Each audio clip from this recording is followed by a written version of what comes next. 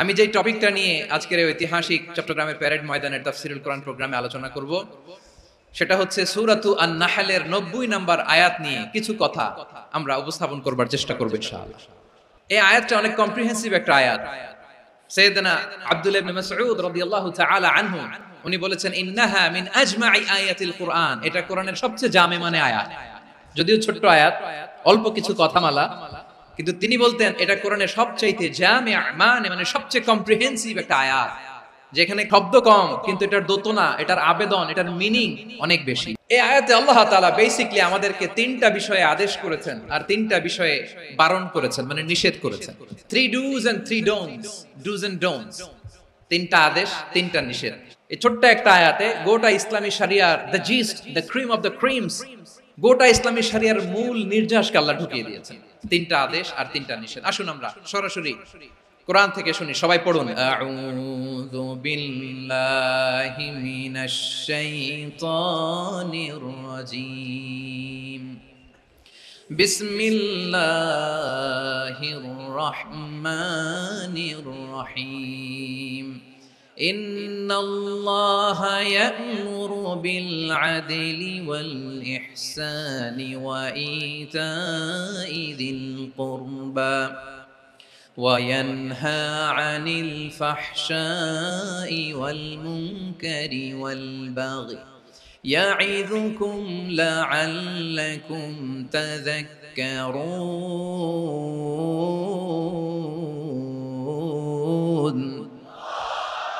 আল্লাহ তাআলা ইরশাদ করছেন ইন্নাল্লাহা ইয়া'মুরু বিল আদলি ওয়াল ইহসান, নিশ্চয় আল্লাহ তাআলা তোমাদেরকে ন্যায় বিচারের আদেশ দেন, সদাচরণের আদেশ দেন, নিকটাত্মীয়দেরকে দানের আদেশ দেন। আদেশ কয়টা? নিশ্চয় আল্লাহ তাআলা তোমাদেরকে ন্যায় বিচারের আদেশ দেন, সদাচরণের আদেশ দেন, তিনি তোমাদের নিকটাত্মীয়দেরকে দানের আদেশ দেন, আর তিনি তোমাদেরকে অশ্লীলতা থেকে নিষেধ করেন, মন্দ কাজ থেকে নিষেধ করেন, অবাধ্যতা সীমা লঙ্ঘন থেকে নিষেধ করেন। তিনি তোমাদেরকে উপদেশ দেন যাতে তোমরা শিক্ষা গ্রহণ করো। সুবহানাল্লাহ। উপদেশ দিচ্ছে স্বয়ং কে? তিনটা জিনিসের আদেশ। ইয়া'মুরু বিল আদল, সুবিচার, ন্যায় বিচারের আদেশ তিনি দেন। ইহসানের আদেশ দেন, যাতে আমরা ইহসান করি, একে অপরের প্রতি সুবিচার করি, মহানুভবতা দেখায়, অনুগ্রহ দেখায়, আর নিকট আত্মীয়দেরকে যেন আমরা দান করি। এই তিনটা আদেশ তিনি দিয়েছেন। আর কোন তিনটা জিনিস থেকে তিনি বারণ করেছেন? অশ্লীলতা, ফাহশা, মুনকার, মানে সব মন্দ আর অসৎ কাজ, এগুলো থেকে তিনি আমাদেরকে বারণ করেন। ওয়াল বাগি, অবাধ্যতা, সীমা লঙ্ঘন, এই তিনটা কাজ থেকে তিনি আমাদেরকে বারণ করেন। তিনি আমাদেরকে উপদেশ দেন, স্বয়ং আল্লাহ তাআলা আমাদেরকে উপদেশ দেন যাতে করে আমরা শিক্ষা গ্রহণ করি। সুবহানাল্লাহ। আল্লাহ তাআলা প্রথমে আমাদেরকে আদেশ দিয়েছেন আদালের। ইন্নাল্লাহা ইয়া'মুরু বিল আদল, আওয়াজ করে বলুন আল আদাল। আমরা উর্দু জানি, হিন্দি জানি, অনেকে ইংরেজিও জানি, কিন্তু আরবি শব্দগুলো আমাদের মুখ দিয়ে বেরোতে চায় না। আওয়াজ করে বলুন আল আদাল।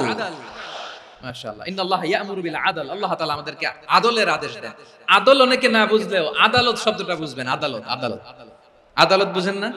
যেখানে বিচার কার্যের ফয়সালা করা হয়, কোর্ট কাচারি, আদালত, এটা তো ভেরি কমন। এটা শুনছেন না সবাই? আদালত, যেখানে ন্যায় বিচার হবে, সুশাসন হবে। কিন্তু ভাগ্যের কি নির্মম পরিহাস, ওখান থেকে মিথ্যা সাক্ষী দিয়ে মনমতো রায় দিয়ে দেয়া হয়। এগুলোর পরিবর্তন হওয়ার দরকার আছে না নাই? প্রিয় ভাইয়েরা, আদালত, আল আদল, ইংরেজিতে বলে জাস্টিস, ন্যায় বিচার, সুবিচার, সুশাসন, জাস্টিস, আল আদল, সব জায়গায় এই জাস্টিস থাকা দরকার। Justice should be prevailed in the society. The mission of all prophet was to uphold the justice. সব নবীর মিশন ছিল এই জাস্টিসকে, আদালকে, সুশাসন আর সুবিচারকে নিশ্চিত করা। পড়েন সুবহানাল্লাহ। And the core message of every divine scripture was to uphold justice. পৃথিবীর সব আসমানি কিতাবের মূল শিক্ষা ছিল এই জাস্টিসকে সমাজে এনশিওর করা, সুবিচার, সুশাসনকে এনশিওর করা। তাহলে প্রিয় ভাইরা, আমরা বুঝতে পারলাম আল আদল শব্দের মানে হচ্ছে ইনসাফ বা সুবিচার বা ন্যায় বিচার। এটা হচ্ছে একটা general meaning, very general meaning. আপনি যদি ইন ডেপথ বুঝতে চান, আরো ভেতরে যান, তাহলে আদল মানে হচ্ছে সমন্বয়, আদল মানে হচ্ছে ভারসাম্য, ব্যালেন্স। আদল মানে হচ্ছে মধ্যম পন্থা। সুবহানাল্লাহ পড়ে। কারণ সব সময় সমান সমান হইলেই সুবিচার হয় না। কথা কি বুঝতেছেন? ইসলামের দ্য কনসেপ্ট অফ আদাল, এটা এমন আদাল, এটা সব সময় সমান সমান নয়। যখন সমান সমান দেয়া দরকার ইসলাম সমান সমান দেয়, যখন ব্যালেন্স করা দরকার, চেক এন্ড ব্যালেন্স, সমন্বয় ভারসাম্য করা দরকার, তখন ইসলাম ভারসাম্য করে দেয়। এটার নাম আদাল। সুবহানাল্লাহ। সহজ করে আপনাদেরকে বুঝাই, যেমন ধরুন একটা পরিবারের 3 জন সদস্য, স্বামী, স্ত্রী আর সন্তান। তাদের সকালবেলার ব্রেকফাস্টে স্বামীর সকালের নাস্তায় স্বামীর 3টা রুটি লাগে, স্ত্রীর 2টা লাগে, আর সন্তানের 1টা রুটি লাগে। এখন আমি যদি সমান সমান করে আদল করতে চাই, সবাইকে যদি 3টা করে রুটি দেই, তাহলে স্বামী বেচারার জন্য ঠিক আছে, কি বলেন? কথা কি বুঝতেছেন না কষ্ট হয়ে যাচ্ছে? যদি সমান সমানের নিয়মে আগাই, তাহলে 3টা করে যদি রুটি দেই স্বামীর জন্য ওকে, কিন্তু স্ত্রীর জন্য 1টা বেশি হয়ে যায়। আর সন্তানের জন্য কয়টা বেশি হয়? আচ্ছা, এই তো বুঝতেছেন, মাশাআল্লাহ। আচ্ছা, 2টা করে যদি সবাই দেই সমান সমান নীতিতে, তাহলে স্ত্রীর জন্য, স্ত্রী বেচারির জন্য ঠিক আছে, কিন্তু স্বামীর কয়টা কম পড়ে? আর সন্তানের বেশি হয়ে যায় কয়টা? আচ্ছা, সমান সমান নীতিতে সবাইকে যদি সকালের নাস্তার জন্য 1টা করে রুটি দেই, সন্তানের জন্য ঠিক আছে, কিন্তু স্ত্রী বেচারির কম পড়ে কয়টা? স্বামীর কম পড়ে কয়টা? 2টা। কথা কি বুঝতেছেন?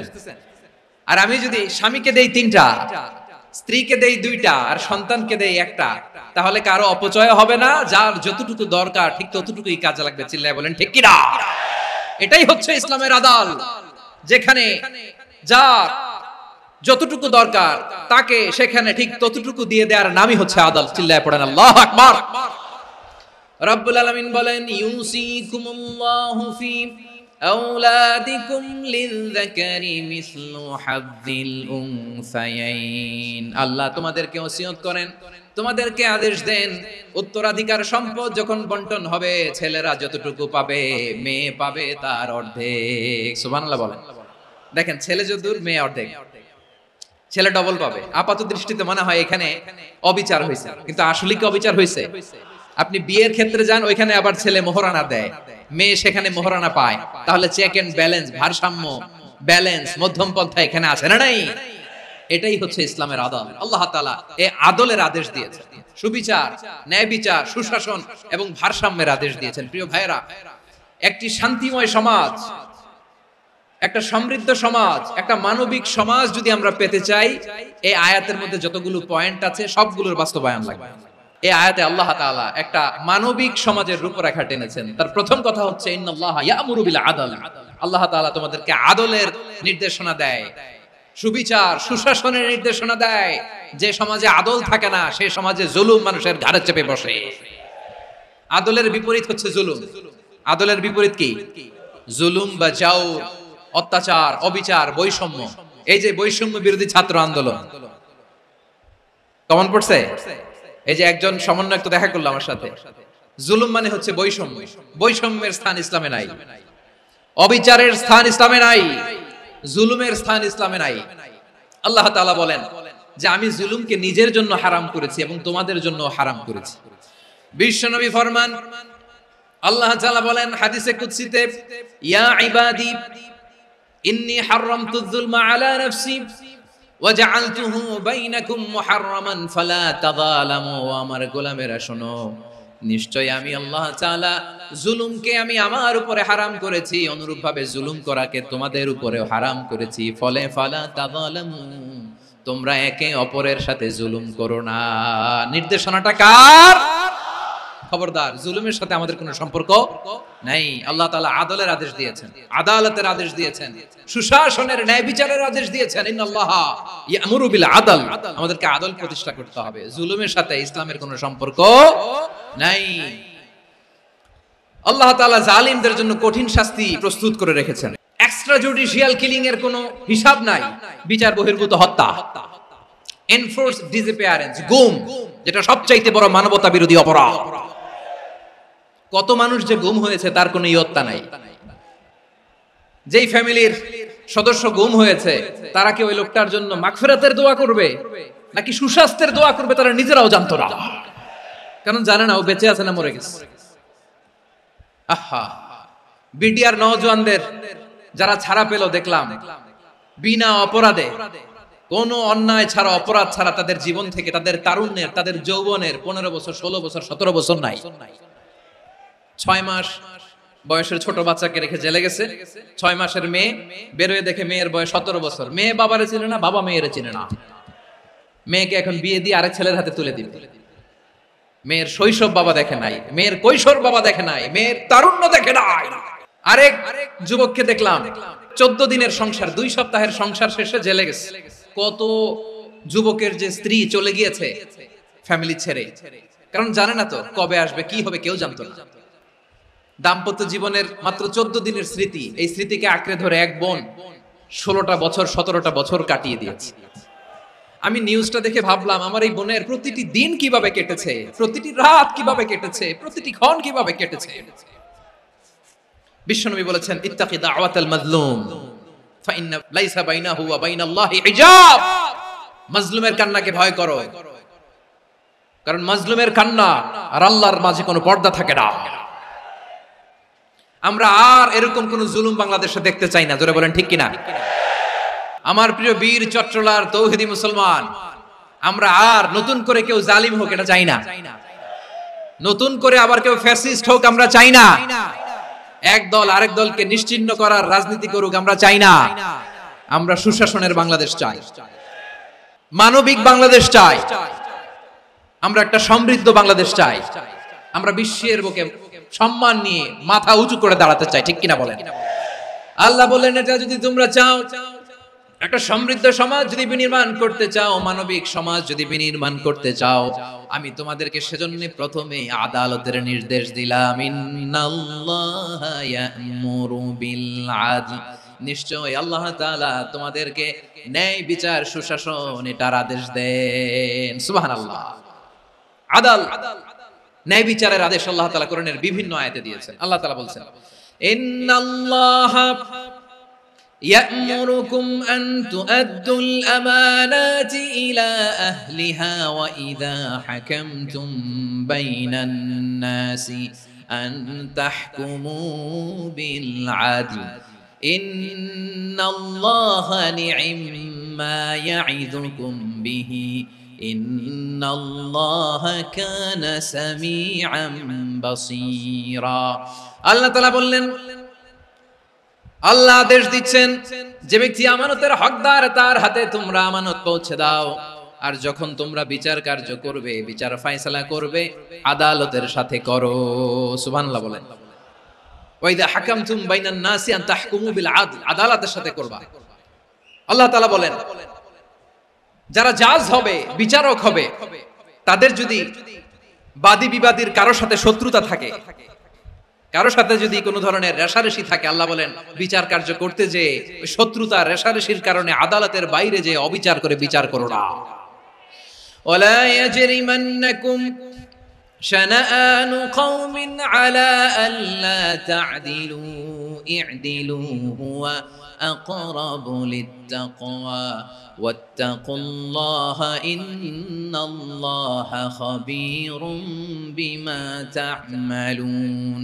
খবরদার কোন জাতির প্রতি, কোন গোষ্ঠীর প্রতি, কোন গোত্রের প্রতি আক্রোশ যেন তোমাদেরকে ন্যায় বিচার থেকে দূরে সরিয়ে না দেয়, বরং আমি আল্লাহর আদেশ হলো ই'দিলু, তোমরা আদল করো, ন্যায় বিচার করো, সুবিচার করো, সুশাসন প্রতিষ্ঠা করো। হুয়া আকরাবু লিত্তাকওয়া, এটাই তাকওয়ার সবচেয়ে কাছাকাছি। সুবহানাল্লাহ বলেন। কোরআনের বিভিন্ন আয়াতে আল্লাহ তাআলা স্পেসিফিকলি ধরে ধরে বিচার করার সময় আমরা যেন আদল করি সেটা বলেছেন। কোরআনের কোন কোন জায়গায় আল্লাহ তাআলা এই আল আদল শব্দটা ব্যবহার করেছেন। আবার একই জিনিস ইনসাফ, সুবিচার, সুশাসন, ন্যায় বিচার, ন্যায় পরায়ণতা বুঝাতে আল্লাহ তাআলা কখনো কখনো আল কিসত শব্দটা ব্যবহার করেছেন। আল্লাহ তাআলা বলেন, ওয়া ইন হাকামতা ফাহকুম বাইনাহুম বিল কিসত ইন্নাল্লাহা ইউহিব্বুল মুকসিতিন। যখন তুমি বিচার করবে, বিশ্বনবীকে উদ্দেশ্য করে অ্যাড্রেস করে বললেন, নবী হে, ইহুদিরা কোনো বিষয়ে মীমাংসার জন্য যদি আপনার দরবারে আসে, যদি বিচার করতে হয়, খবরদার অবিচার করবেন না। ফয়সালা যেটা করবেন কিসতের সাথে করবেন, ন্যায় পরায়ণতার সাথে করবেন, কারণ ইন্নাল্লাহা ইউহিব্বুল মুকসিতিন, নিশ্চয় আল্লাহ রাব্বুল ইজ্জাত ন্যায় পরায়ণশীলদেরকে বড্ড ভালোবাসেন। সুবহানাল্লাহ বলেন। ন্যায়পরায়ণ লোকদেরকে আল্লাহ তাআলা বড় ভালোবাসেন। অন্য আয়াতে আল্লাহ তাআলা বলছেন وَنَضَعُ الْمَوَازِينَ الْقِسْطَ لِيَوْمِ الْقِيَامَةِ فَلَا تُظْلَمُ نَفْسٌ شَيْئًا। আমি কিয়ামতের দিন ন্যায়পরায়ণতার মানদণ্ড স্থাপন করব, যেটাকে আমরা মিজানের পাল্লা বলি। আল্লাহ বলেন ন্যায় বিচারের মানদণ্ড কিয়ামতের ময়দানে আমি আল্লাহ স্থাপন করব। সেদিন কারো প্রতি বিন্দু পরিমাণ, এক চুল পরিমাণ অবিচার করা হবে না, কোনো বিচার করা হবে না। সেদিন সুশাসন হবে, সুবিচার হবে, ন্যায় পরায়ণতার সাথে বিচার হবে। আওয়াজ করে পড়েন আল্লাহু আকবার। তাহলে প্রিয় ভাইরা, যে তিনটি বিষয়ে আল্লাহ তাআলা আমাদেরকে আদেশ দিয়েছেন, তার প্রথমটা হচ্ছে আদালত, ইনসাফ, সুবিচার, ন্যায় বিচার। এটা আমরা চাই কি চাই না? বিশ্বনবী ন্যায় বিচার, ন্যায় পরায়ণতা, সুশাসন প্রতিষ্ঠিত করেন কি করেন নাই? আপনারা বিশ্বনবীর সিরাত যারা পড়েছেন, আপনি দেখবেন বিশ্বনবীর সিরাতের পরতে পরতে, বাকে বাকে, সিরাতের বাকে বাকে এই আদালতের নমুনা মেলে। সুবহানাল্লাহ বলেন। ছোট্ট একটা নমুনা রাসূল সাল্লাল্লাহু আলাইহি ওয়াসাল্লামের আসসিরা আল আতরা থেকে ছোট্ট একটা নমুনা আপনাদের খেদমতে এখানে উপস্থাপন করি। বিশ্বনবী সাল্লাল্লাহু আলাইহি ওয়াসাল্লাম মক্কা বিজয় করলেন 8ম হিজরিতে। মক্কা বিজয় শেষের দিনই কয়েক সপ্তাহ মক্কাতে অবস্থান করলেন। ইন দ্য মিন টাইম মক্কার একটা ভেরি প্রেস্টিজিয়াস এন্ড ডিগনিফাইড ফ্যামিলির নারী চুরিতে ধরা পড়ল। কিসে ধরা পড়ল? আমাদের সমাজে আসেনি এটা? আছে? ছোট না বড়? হিসাব করে শেষ করা যায় না। 3.5 লাখ কোটি টাকা নাই উন্নয়ন প্রকল্পের নামে। 3.5 লাখ কোটি টাকা লিখতে পারবেন আপনি? একটানা লিখতে পারবেন? বুঝতেছেন কত বড় সংখ্যা? বনু মাখজুমিয়া গোত্রের এক নারী মক্কায় চুরিতে ধরা পড়ল। বলেন তো চুরি করলে বিধান কি? কি কাটতে হবে? চুরির বিধান হলো হাত কেটে দাও। দাও সেটা গোপনে নয়, প্রকাশ্যে জনসম্মুখে হাত কেটে দাও। বনু মাখজুমিয়া গোত্রের নারী যখন চুরিতে ধরা পড়লো, সাহাবারা চিন্তায় পড়ে গেলেন। সবে মাত্র মক্কার লোকেরা কালিমা পড়ে মুসলমান হয়েছে, ইসলামের আইন কানুন তেমন জানে না, ইসলামী শরিয়ার সাথে বেশি পরিচিত নয়। এখন যদি বিশ্বনবী চুরির যেই বিধান এটা যদি কায়েম করে হাত যদি কেটে দেয়, না জানি মক্কার লোকেরা আবার বিগড়ে যায়, না জানি মক্কার লোকেরা আবার মুরতাদ হয়ে যায়, না জানি মক্কার লোকেরা ইসলাম থেকে দূরে সরে যায়। চলো চলো সাহাবীরা মিলে পরামর্শ করলেন, চলো বিশ্বনবীর কাছে যে বলি, ও নবী, শুধু কেবলমাত্র একমাত্র এই নারীর জন্য চুরির হাত কাটার বিধানটা আপনি একটু থামিয়ে দেন। চুরির হাত কাটার যে বিধান এখানে একটু রহিত করে দেন, বাকিগুলা কইরেন মদিনাতে যে চলবে, কিন্তু মক্কায় এবারের জন্য মাফ করে দেন। কিন্তু কে বলবে? এই যে পরামর্শ, সাজেশন, এটা কে দিবে বিশ্বনবীর কাছে? সাহাবারা চিন্তায় পড়ে গেলেন। আল্লাহর নবীর সামনে দাঁড়িয়ে আল্লাহর দেয়া হুদুদ, আল্লাহর দেয়া বিধান থামিয়ে দেওয়া, মাফ করে দেওয়া, এই কথা বিশ্বনবীর সামনে বলার সাহস তো কেউ রাখে না। কেউ কেউ বলল, বিশ্বনবীর পালক পুত্র যায়েদ বিন হারেসার সন্তান উসামারে বিশ্বনবী নাতির মতো আদর করে, বড্ড বেশি ভালোবাসে উসামারে। এজন্য সাহাবারা উসামাকে বলতো হিব্বু রাসূলিল্লাহ, বিশ্বনবীর ভালোবাসা। কি বলতো? সাহাবীরা বললেন বিশ্বনবীর ভালোবাসা হিব্বু রাসূলিল্লাহ, উসামারে পাঠাও। উসামারে বিশ্বনবী নাতির মতো স্নেহ করে, মায়া করে, ভালোবাসে। আমরা পারবো না, উসামা পারবে। সবাই মিলে ফুলিয়ে ফুসিয়ে উসামাকে, ছোট্ট উসামাকে রাজি করালো। উসামা এমন এমন কথা যে তুমি বিশ্বনবীর কাছে বলতে হবে, পারবা নাকি? উসামা বলে পারবো। সাইয়েদনা উসামা রাদিয়াল্লাহু তাআলা আনহু তরুণ সাহাবী বিশ্বনবীর কাছে গেলেন, যে বললেন, নবী, বনু মাখজুমিয়া গোত্রের এক নারী চুরিতে ধরা পড়েছে, এবারের জন্য কি এই মহিলাটারে মাফ করে দিলে হয় না? এবারের জন্য একটু ক্ষমা করা যায় না নবী? বিশ্বনবী বলেন, আতাশফাউ ফি হাদ্দিন মিন হুদুদিল্লাহ, তোমার এত বড় সাহস উসামা, তুমি আল্লাহর হাত, আল্লাহর দেয়া বিধান, এটার ব্যাপারে সুপারিশ করতে এসেছো? তোমরা কি জানো তোমাদের আগে যত কওম, যত গোত্র, যত জনপদ ধ্বংস হয়েছে, তার কারণ ছিল তাদের মধ্যে গরিবরা অন্যায় করলে তারা বিচার করত, আর ধনীরা অন্যায় করলে তারা মাফ করে দিত। খবরদার! ওয়া আইমুল্লাহ লাউ আন্না ফাতিমাতা বিনতি মুহাম্মাদিন সারাকাত লাকাতা মুহাম্মাদুন ইয়াদাহা। বিশ্বনবী বললেন, ওরে ওসামা, বানু মাখজুমিয়ার ওই প্রেস্টিজিয়াস এন্ড ডিগনিফাইড ফ্যামিলির মেয়ে তো দূর কি বাত, অনেক দূরের কথা। জেনে রেখো ওসামা, আমার কলিজার টুকরা, নয়নের পুটুলি ফাতেমাও যদি মক্কার জমিনে আজকে চুরির দায়ে ধরা পড়তো, আমি বিশ্বনবী মুহাম্মদুর রাসূলুল্লাহ ধরে ফাতেমার ডান হাতটা কেটে দিতে এক বিলম্ব দেরি করতাম না। ইন্নাল্লাহা ইয়া'মুরু বিল আদল, আমাদেরকে জাস্টিস শিখায়, পশ্চিমারা আমাদেরকে ইনসাফ শিখায়, আমাদেরকে সুশাসন শিখায়। আর ইনসাফ, সুশাসন, ন্যায় বিচার, সুবিচার, জাস্টিস কারে বলে বিশ্বনবীর বায়োগ্রাফি থেকে জেনে নাও। এই ছিল বিষ্ণু ইসলামের আদালতের নমুনা। আপনি যদি সাইয়েদনা ওমর ফারুকের জীবনের দিকে তাকান, এমন কঠোর, এমন বীর সেনানী ছিলেন। সাইয়েদনা ওমর ফারুক যদি রাস্তার এই মাথা দিয়ে হাঁটা শুরু করতেন, শয়তান ওমর ফারুককে দেখলে ওই রাস্তা রেখে দিয়ে অন্য রাস্তা দিয়ে হাঁটতো। সুবহানাল্লাহ। ওমর ফারুক রাদিয়াল্লাহু তাআলা আনহু কি পার্সোনালিটি ছিল, কি পার্সোনালিটি। আমাদের এলাকায় ছোট বাচ্চারা রাতে ভাত খেতে চায় না, আমার মেয়েটাও খেতে চায় না, এই এটা দিব ওইটা দিব, আজকে মাহফিলে আসার সময় বলে দিছে লিস্ট করে এটা এটা আনতে হবে। তো ছোট্ট বাচ্চাদের অনেক বায়না থাকে, ওরা রাতে খেতে চায় না। তো মায়েরা বিভিন্ন ভয় দেখায়, এই বাঘ আসবে খাও, এই ভূত আসবে খাও। আপনারা কি বলেন চট্টগ্রামে? ভূত ভূত ভূত আসবে, বাঘ আসবে, খাও খাও খাও, তাড়াতাড়ি খাও। তো বাচ্চারা এগুলো শুনে ভয়ে খেতে শুরু করে। মদিনার জমিনেও একই ঘটনা ঘটতো। মদিনার ছোট্ট ছোট্ট সোনামণিরা খেতে চাইতো না, তো মায়েরা বলতো হা হুয়া ইয়াতি উমর, হা হুয়া ইয়াতি উমর, ওই যে উমর আসতেছে, উমর। ওমরে ফারুকের কথা শুনলে বাচ্চারা একেবারে ঠান্ডা। প্রভু তুমি বলেছ রাসূল দেবে না, বলনি দেবে না ওমর, বলনি দেবে না হামজা তারি, খালিদ বিজয় সমর। প্রভু তুমি বলেছ রাসূল দেবে না, বলনি দেবে না ওমর, বলনি দেবে না হামজা তারি, খালিদ বিজয় সমর। প্রভু তুমি বলেছ রাসূল দেবে না। আল্লাহু আকবার।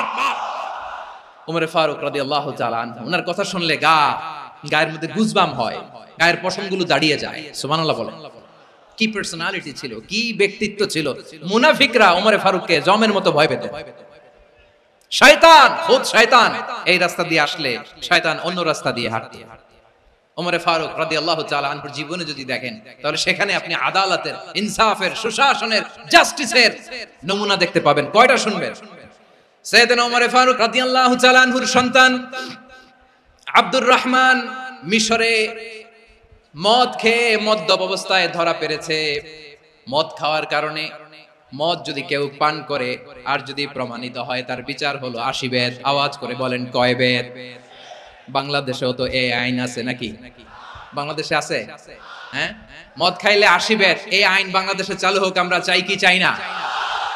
একেবারে সহজ, পানির মতো সহজ হিসাব, একেবারে সহজ। ওমর ফারুক রাদিয়াল্লাহু তাআলা আনহুর ছেলে ভুল করে মদ পান করে ফেলেছিলেন। আব্দুর রহমান, ঘটনা ঘটেছে মিশরে। মিশরের গভর্নর তখন আমর ইবনে আস রাদিয়াল্লাহু তাআলা আনহু। আব্দুর রহমানের ভাই যে গভর্নরকে বলল, গভর্নর যদি একটু দয়া করেন, খলিফার ছেলে আমার ভাই আব্দুর রহমান মদ্যপ অবস্থায় ধরা পড়েছে, জনসম্মুখে যদি আপনি বেত্রাঘাত করেন আমাদের প্রেস্টিজ থাকে না, যদি 80 বেত আপনি মারেন আমার কোনো কথা নাই, কিন্তু ঘরের ভেতরে মারেন। আব্দুর রহমানের ভাইয়ের সুপারিশ শুনে সাইয়েদনা আমর ইবনে আস রাদিয়াল্লাহু তাআলা আনহু রাজি হয়ে গেলেন। ঘরের ভেতরে লোকচক্ষুর আড়ালে 80 বেত তিনি মানলেন। কিন্তু ঘটনাক্রমে এই কথা লুকিয়ে লুকিয়ে ঘরের ভেতরে 80 বেত মারার কথা সাইয়েদনা ওমর ফারুক মদিনা থেকে জানতে পারলেন। মদিনা থেকে তিনি ফরমান জারি করলেন, এই বিচার যেমনটি আমর ইবনে আস আদায় করেছে, এটা প্রকৃতপক্ষে আদায় হয় নাই। আসো সবাই মদিনায় আসো, আমর ইবনে আস মদিনায় আসো, আব্দুর রহমান আসো, সবাই আসো, জনসম্মুখে এই বিচার কার্যকর করতে হবে। সাইয়েদনা ওমর ফারুক মসজিদে নববীর পিলারের মধ্যে নিজের ছেলেকে বাঁধলেন, আবার জনসম্মুখে 80টা বেত তার গায়ের মধ্যে মারলেন। মাজমুয়ে ফাতাওয়া ইবনে তাইমিয়া রাহিমাহুল্লাহ উনি এটা নকল করেছেন। এটা সবচেয়ে বিশুদ্ধ মত। আর অনেক মত আছে, মারা গেছে কবরের উপর, ওগুলো বাদই দিলাম। কেমন খলিফা ছিলেন, কেমন খলিফা। পশ্চিমারা তোমরা জাস্টিস আমাদেরকে শেখাও, ইনসাফ কারে বলে, সুশাসন আমাদেরকে তোমরা শেখাও। ওমর ফারুক রাদিয়াল্লাহু তাআলা ওইটাকে, ওই বিচারকে তিনি ধর্তব্য মনে করেন নাই। মদিনাতে এনে আবার জনসম্মুখে আবার 80 বেত মেরেছেন। মিশরে ওমর ফারুক রাদিয়াল্লাহু তাআলা আনহু আমর ইবনে আসকে গভর্নর করে পাঠালেন। সেখানে আমর ইবনে আসের ছেলে একটা প্রতিযোগিতায় রানার আপ হয়েছে। এক মিশরি সেখানে চ্যাম্পিয়ন হয়েছে। রানার আপ বুঝতে পেরেছেন তো? সেকেন্ড হয়েছে। এক মিশরি হয়েছে চ্যাম্পিয়ন প্রথম, কিন্তু গভর্নরের ছেলে ও জিততে পারে নাই। ও রাগে ওই মিশরির গায়ের মধ্যে কয়েকটা লাঠি দিয়ে বাড়ি মেরেছে। মিশরি যে মদিনাতে ওমরে ফারুকের কাছে বিচার দিলেন, আপনার গভর্নরের ছেলে অন্যায়ভাবে আমার গায়ে হাত তুলেছে। সাইয়েদনা ওমরে ফারুক আবার ফরমান জারি করলেন, আসো মদিনাতে আসো। মিশরীকে ডাকলেন। ওই মিশরের গভর্নর আমর ইবনুল আস রাদিয়াল্লাহু তাআলা আনহুকে ডাকলেন, তার ছেলেকেও ডাকলেন। সবাই বসে রইল। আমর ইবনুল আস রাদিয়াল্লাহু তাআলা আনহু মাথা নিচু করে বসে আছেন, লজ্জায় কাচুমাচু। হায় হায়, আজকে আমার ছেলের কারণে আমিরুল মুমিনিন খলিফাতুল মুসলিমিন ওমরে ফারুকের কাছে আমি জনসম্মুখে লজ্জিত হচ্ছি। সাইয়েদনা ওমরে ফারুক বললেন, এই নাও লাঠি, গভর্নরের ছেলে তোমার মাথার মধ্যে যতগুলো বাড়ি মেরেছে, আজকে জনসম্মুখে তুমি অতগুলা বাড়ি মারো। মিশরি বলে, থাক, আপনি যে ডেকে আনছেন সবার সামনে এটা বলছেন, এতেই আমি খুশি। আল্লাহু আকবার। আপনার মহানুভবতা দেখে আমি খুশি, আর অপমানের দরকার নাই। ওমরে ফারুক বলে, না, খবরদার, এই কথা মিশরি তুমি বলো না, মারো, যতগুলা বাড়ি মেরেছে মারো। বাধ্য হয়ে মিশরি আমর ইবনুল আসের সামনে ওনার কলিজার টুকরা সন্তানের মাথার মধ্যে বাড়ি মারতে আরম্ভ করলেন। ঠিক যতগুলা বাড়ি গভর্নরের ছেলে আমর ইবনুল আসের ছেলে মিশরির গায়ে মেরেছিল, মাথায় মেরেছিল, মিশরি গুনে গুনে ততটা মারলেন। এই দৃশ্য দেখে ওমরে ফারুক রেগে মেগে আগুন, রাগের চোটে রাগ সামলাতে না পেরে, আর নিজেকে সামলাতে না পেরে মিশরিরে বললেন, ছেলেরে মারা শেষ হয়ে গেলে এবার বাবার টাক মাথার মধ্যে কয়েকটা বাড়ি মার। রাগের চোটে, আউট অফ অ্যাঙ্গার, রাগের চোটে, যে আমার পাঠানো গভর্নর আমর ইবনুল আস তার ছেলেকে কেন আদব তারবিয়া কেন শিক্ষা দিতে পারে না, ছেলেরে মারা হইলে এবার আমর ইবনুল আসের মাথার মধ্যে দুইটা মারো। এটা রাগে বলেছে, এটা শাস্তি হিসেবে না। সুবহানাল্লাহ পড়ো। তোমরা আমাদেরকে সুশাসন শিখাও।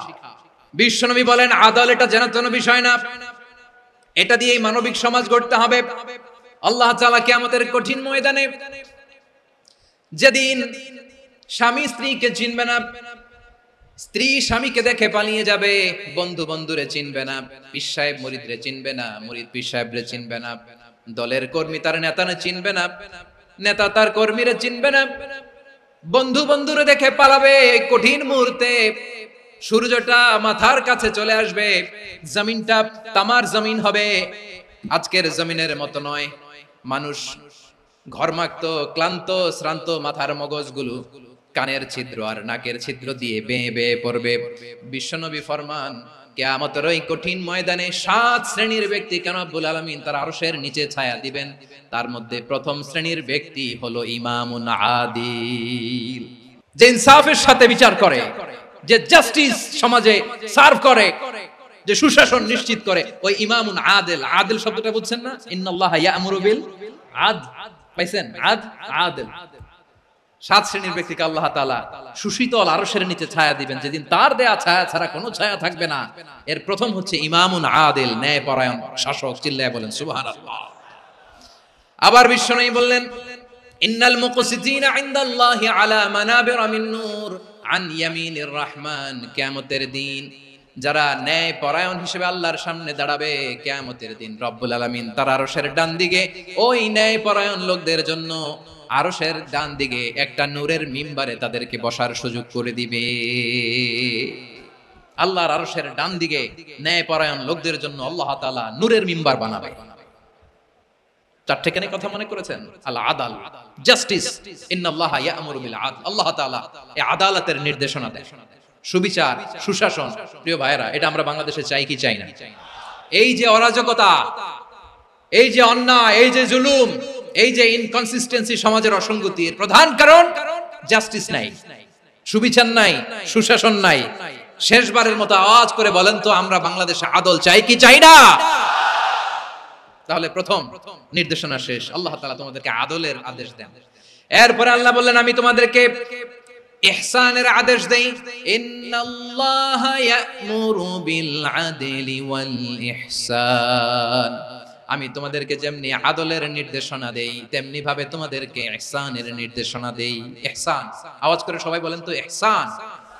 ইহসান মানে কারো প্রতি সফট হার্টেড হওয়া, মহানুভব হওয়া, অনুগ্রহ পরায়ণ হওয়া, অনুগ্রহশীল হওয়া, একে অপরের প্রতি দয়াদ্র হওয়া। একে অপরের প্রতি দয়াদ্র, অনুগ্রহশীল হওয়া ছাড়া মানবিক সমাজ কঠিন কালেও গঠন করা সম্ভব না।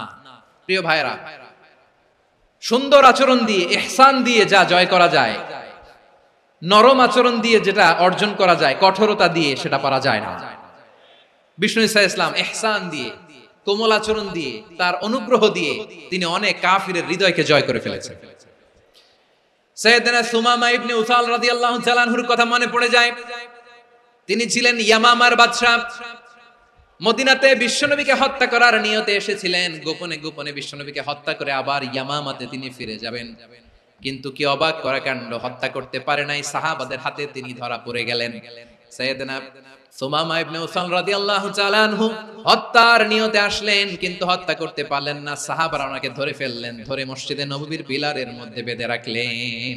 সুমামা ইবনে উসাল, সিরাত থেকে শোনাচ্ছি, রাদিয়াল্লাহু তাআলা আনহু ইয়ামামার অধিপতি ছিলেন।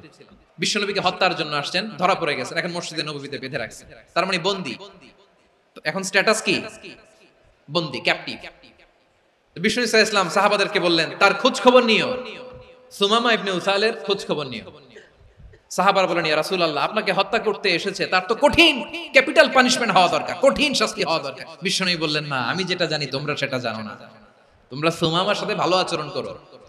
বিশ্বনবী সুমামার কাছে গেলেন। প্রথম দিন যে তিনি কালেমার দাওয়াত দিলেন, ঈমানের দাওয়াত দিলেন, ইসলামের দাওয়াত দিলেন, রিসালাতের দাওয়াত দিলেন, আখিরাতের দাওয়াত দিলেন। পরের দিন যে বিশ্বনবী সালাতের দাওয়াত দিলেন, যাকাতের দাওয়াত দিলেন, ইসলাম কি, কিভাবে, কেমন করে পালন করতে হয় চমৎকার আর্টিকুলেট করতে শুরু করলেন। তন্ময় হয়ে সুমামা ইবনে উসাল রাদিয়াল্লাহু তাআলা আনহু বিশ্বনবীর কথাগুলো শুনতে আরম্ভ করলো। একদিন নয়, 2 দিন নয়, টানা 3 দিন বিশ্বনবী সুমামার কাছে ইসলামকে প্রেজেন্ট করেছেন, উপস্থাপন করেছেন। আওয়াজ করে বলেন, কয় দিন? 3 দিন। 3 দিন মসজিদে নববীতে বাধা। আর সাহাবীদেরকে বললেন, তার খোঁজ খবর নিও, তোমরা যে রুটি বানাও এর মধ্যে সবচেয়ে ভালো আটার রুটিটা তারে দিও, সবচেয়ে রিফাইন্ড খেজুর, যেটা পিওর খেজুর, এটা তারে দিও। আর বিশ্বনবী নিজের উট থেকে দুধ দহন করে ওনার বাড়ির এক কর্মচারীকে বলেছেন, দুধ দহন করে সুমামার জন্য নিয়ে যেও। সুবহানাল্লাহ পড়বেন না? সবাই তো অবাক, ইয়ামামা থেকে আসছে নবীকে হত্যা করতে, বিশ্বনবী দেখে তারে জামাই আদর করে।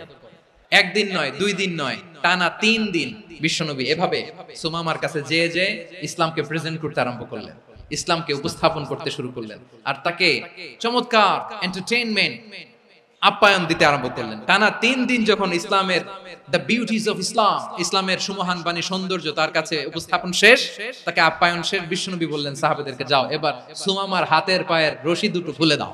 সাহাবারা তর্ক জুড়ে দিলেন, লা ইয়া রাসূলুল্লাহ, এমনটা করবেন না, তো ভয়ঙ্কর ভয়ঙ্কর খুনি, কি জানি কি হয়ে যায়। বিশ্বনবী বললেন, না, তার হাতে পায়ের রশিগুলো খুলে দাও। সাহাবারা বিশ্বনবীর কথা মতো তার হাতে পায়ের রশিগুলো খুলে দিল।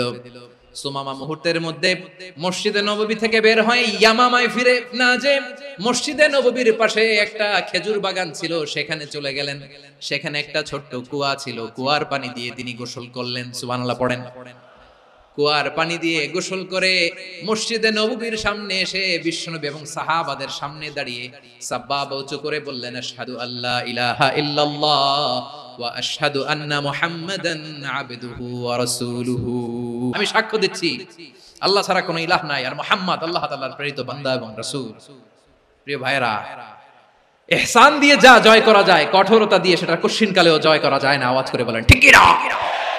এবার সুমামা দাঁড়িয়ে বলে, ওগো নবী, আমি তো কালিমা পড়ে মুসলমান হয়ে গেলাম, এবার শোনেন, এই মুহূর্তের আগে আপনার চেহারার চাইতে নিকৃষ্ট কোনো চেহারা আমার কাছে ছিল না, কিন্তু শাহাদা পাঠ করার পরে আপনার চেহারার চাইতে উত্তম শ্রেষ্ঠ কোনো চেহারা আমার কাছে আর নাই।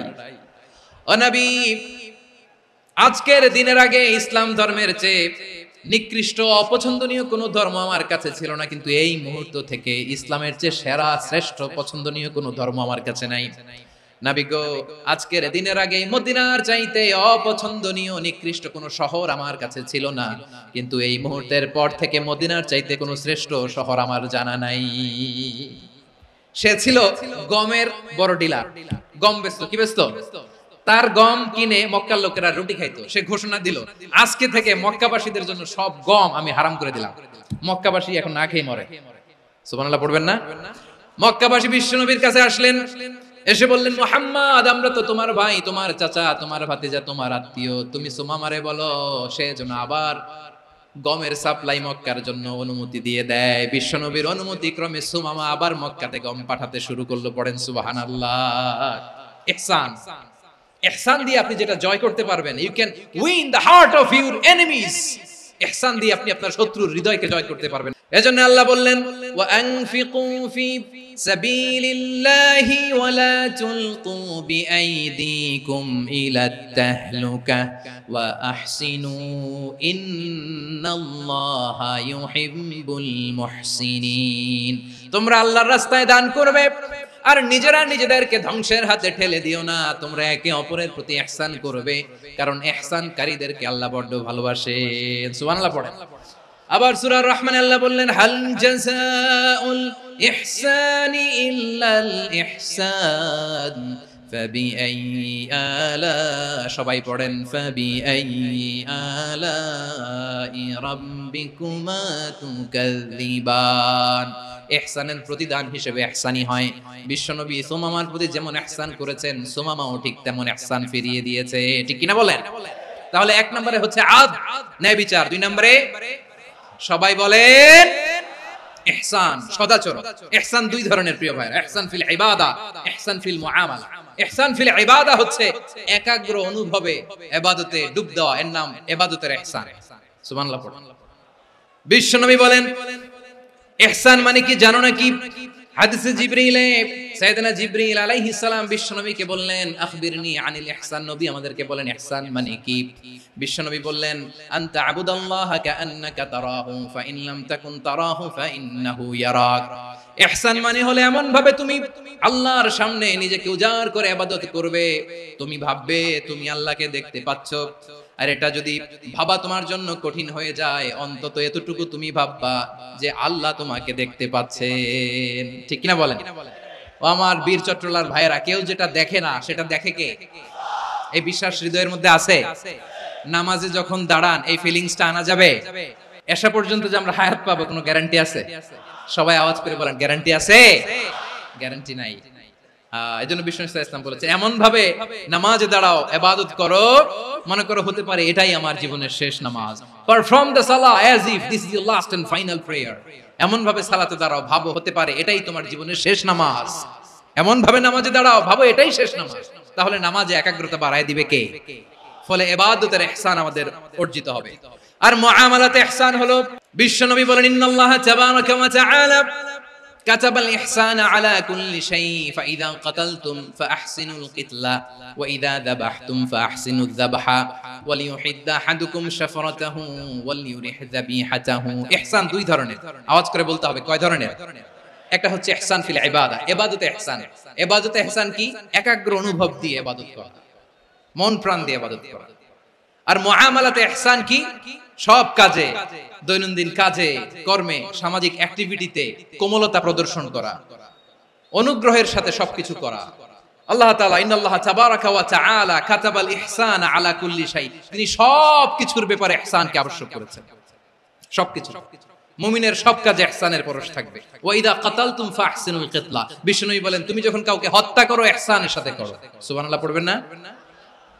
যখন হত্যা করো তখনও ইহসানের সাথে। আচ্ছা হত্যা করবো আবার ইহসান আসবে করতে, করে তো মেরেই ফেলবো আমি। আল্লাহ, ও ভাই একজন খুন করেছে, খুনি, রাষ্ট্রীয় আইনে তার শাস্তি হয়েছে ডেথ পেনাল্টি, মৃত্যুদণ্ড। এখন মৃত্যুদণ্ড দেখে আপনি যেমনি মন চায় তেমনি মারবেন লোকটারে? ওর নাক কেটে ফেলতে পারবেন? ওর কান কাটতে পারবেন? ওর চোখ উপড়ে ফেলতে পারবেন আপনি? যেমন মন চায় তার অঙ্গহানি করা যাবে না। ইহসানের সাথে তাকে হত্যা করো। সুবহানাল্লাহ, this is Islam. This is the true essence of Islam. ওয়া ইযা যাবাহতুম ফাহসিনু যাবহা, যখন জবাই করবে তখনও ইহসানের সাথে জবাই করো। করব জবাই, ওইখানেও নাকি ইহসান। আচ্ছা কুরবানির দিন আমরা পশুগুলোরে কি করি বলেন? সবাই আওয়াজ করে জবাই। জবাই মানে তো এটারে মেরেই ফেলতেছি, একটু পরে তো টুকরো টুকরো করে গোশতগুলো খাবো, এটা তো খাবো, এটা তো মেরেই ফেলবো। বিষ্ণু বলে না, জবাইয়ের মধ্যেও মুমিনের জবের ভেতরেও ইহসানের পরশ থাকা চাই। যখন জবাই করবে প্রাণীটাকে হাত পা টাইট করে বেঁধে নাও, ছুরিটাকে শার্পেন করে নাও, ধারালো করে নাও, যাতে অল্প সময়ে জবাইটা হয়ে যায়, প্রাণীটা যাতে কম কষ্ট পায়। সুবহানাল্লাহ পড়েন। দিস ইজ কল্ড ইহসান। আল্লাহ তাআলা যেমনি আদলের আদেশ করেছেন, ন্যায় বিচার, জাস্টিস এনশিওর করতে বলেছেন, সমাজে ইহসানের ব্যবহার, ইহসানের অনুশীলন তিনি করতে বলেছেন। এজন্য মুমিনের প্রতিটি কাজে, আমার চট্টগ্রামের ভাইরা আমার দিকে তাকান, খেয়াল করে শুনুন, মুমিন জীবনের প্রতিটি কাজে ইহসানের পরশ থাকা চাই। আমরা যেন আমাদের পরিবারের প্রতি ইহসান করি, আমরা যেন আমাদের কর্মচারীদের প্রতি ইহসান করি, আমরা যেন আমাদের কলিগদের প্রতি ইহসান করি, আমরা যেন আমাদের ভাইদের প্রতি ইহসান করি। মুমিন জীবনের প্রতি কাজে ইহসানের পরশ থাকার দরকার আছে না নাই? কথা বুঝতে পেরেছেন? তাহলে আল্লাহ তাআলার তিনটা আদেশ ছিল, কয়টা গেল? প্রথমে কি ছিল? আদল। 2 নম্বরে, 3 নম্বরে রব্বুল আলামিন বললেন ওয়া ইতাইদিল কুরবা, নিকটাত্মীয়দেরকে দান করো, নিকটাত্মীয়দেরকে দাও, যারা তোমাদের ব্লাড কানেকশনের আত্মীয় তাদেরকে তোমরা দাও। এখানে জেনারেলি বললেন দাও, কি দিব সেটা তিনি এখানে বলেন নাই, সেটা তিনি সূরাতুল ইসরার মধ্যে বলেছেন। আল্লাহ বলেন ওয়া আতিদাল কুরবা হাক্কা, নিকটাত্মীয়দেরকে তাদের অধিকার, তাদের প্রাপ্য তোমরা বুঝিয়ে দাও। দেখেন, একটা শান্তির সমাজ, একটা সমৃদ্ধ সমাজ, একটা মানবিক সমাজ গঠনের জন্য আল্লাহ তাআলা বেশি না, মাত্র 3টা অর্ডার, 3টা ভার্ডিক্ট তিনি জারি করেছেন। 1 নাম্বার সুশাসন, ন্যায় বিচার; 2 নাম্বার ইহসান; 3 নাম্বার নিকটাত্মীয়, যারা কাছের, তোমার ভেরি ক্লোজ রিলেশনশিপে আছে, তাদেরকে দাও। দাও, দিলে বাড়িয়ে দেয় কে? অনেকে দিতে চায় না, কৃপণতা করে। দিলে বাড়ায় দেয় কে? ও মিয়া, মদিনার মধ্যে সবচাইতে গরিব সাহাবী ছিল বেলাল রাদিয়াল্লাহু তাআলা আনহু। ওনার এন্টায়ার অ্যাসেট, সম্পদের পরিমাণ কতদূর জানেন? একটা লুঙ্গি। বেলাল রাদিয়াল্লাহু তাআলা আনহু, ওনার টোটাল ওয়েলথের এস্টিমেশন হচ্ছে মাত্র একটা লুঙ্গি। একটা লুঙ্গি, টোটাল ওয়েলথ এস্টিমেশন, টোটাল সম্পদের পরিমাণ বেলাল রাদিয়াল্লাহু তাআলা আনহুর কি ছিল? ওই বেলাল রাদিয়াল্লাহু তাআলা আনহুকে বিষ্ণু ইসলাম বলেছেন আনফিক ইয়া বেলাল, ও বেলাল তুমিও দাও। ওয়ালা তাখশা মিন যিল আরশি ইখলালা, আরশের অধিপতির তো কোনো ঘাটতি নাই, তুমি দিলে ওই আল্লাহ তোমারে বাড়ায় দিবে। এজন্য আমার প্রিয় ভাইয়েরা, দিলে কমে না, দিলে বাড়ে। অনেকে ধরে রাখে, নতুন কিছু নিতে পারে না, হাত দিয়ে যেটা ধরে রেখেছেন এটা দিয়ে দেন, বড় একটা ধরার সুযোগ পাবেন। জোরে বলেন ঠিক কি না? রব্বুল আলামিন বললেন 3 নাম্বার আদেশ হলো তোমাদের প্রতি সমাজটারে কেমন করে মানবিক সমাজ, সুন্দর সমাজ গড়বা। 3 নাম্বার আদেশ হলো ওয়া আতিদাল কুরবা হাক্কা, নিকটাত্মীয়দেরকে তাদের প্রাপ্য বুঝিয়ে দাও। এই নিকটাত্মীয়দেরকে তাদের অধিকার বুঝিয়ে দেওয়া, প্রাপ্য বুঝিয়ে দেওয়াতে আমাদের গাফলতি আছে না নাই? অনেকে দেখবেন অনেক আল্লাহওয়ালা, তাহাজ্জুদ গুজার, সেজদা দিতে দিতে কপালে কালো দাগ ফেলে দিছে, সে তার বোনের হকটা আদায় করে নাই, আছে না নাই? অনেক বড় হাজী সাহেব, বিশাল লম্বা দাড়ি, ছেলেরে সব দিয়ে দিছে, মেয়েরে কিছু দেয় নাই, মেয়ের হক আদায় করে নাই, আছে না নাই? এই হাজী সাহেবেরা, এই আল্লাহওয়ালারা কিয়ামতের ময়দানে আটকে যাবে। আপনি অন্যের অধিকার নষ্ট করেছেন, তাদের রাইটস কে ভায়োলেট করেছেন।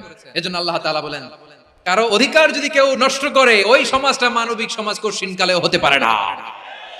এজন্য 3 নম্বর আল্লাহ বললেন ওয়া ইতাইদিল কুরবা, নিকটাত্মীয়দেরকে দাও।